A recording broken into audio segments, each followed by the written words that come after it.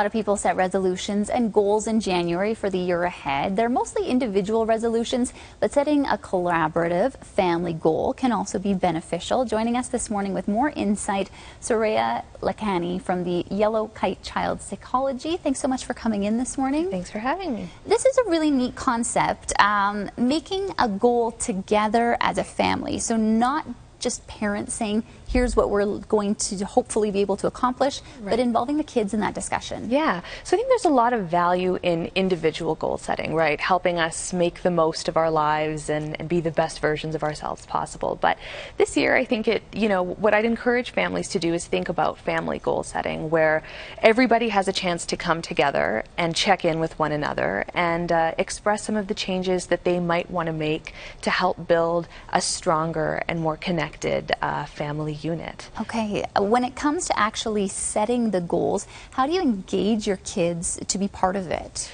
So I think we'll always be more successful with engaging kids if they feel that they've had a part to play in shaping the goal. So rather than parents saying, look, we think we maybe need to spend more time together as a family this year, and so that's what we're going to work on. Actually letting kids contribute to that process of saying, what are some of the things we might want to work on as a family? So whether that's having everybody go away and brainstorm and then come back to the table together, or just having an open discussion where everybody gets to kind of share their thoughts and perspectives, but making sure that kids feel that they've had a part to play and that the goal that's set actually reflects what they want as well. I think we'll always be more successful at having them participate and want to be a part of the process. The other thing I would say too is, from a parenting perspective, there's a lot that kids can learn through family goal setting. It teaches kids to be collaborative, to be cooperative, to be accountable team players.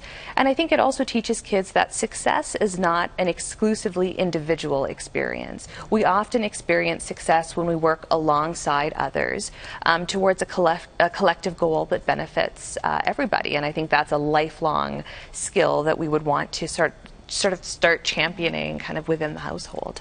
So you've met, you've had the discussion, you've set the goal as a family. What happens? Life gets in the way, you're not able to accomplish whatever the goal was. Yeah. How do you kind of reevaluate and have the conversation with your children that, it's okay, but let's kind of reestablish things? I think one of the most important ways to do that is to make sure that you take the goal that you're setting and then you break it into very measurable, sustainable pieces, right? So for example, we want to spend more time together as a family.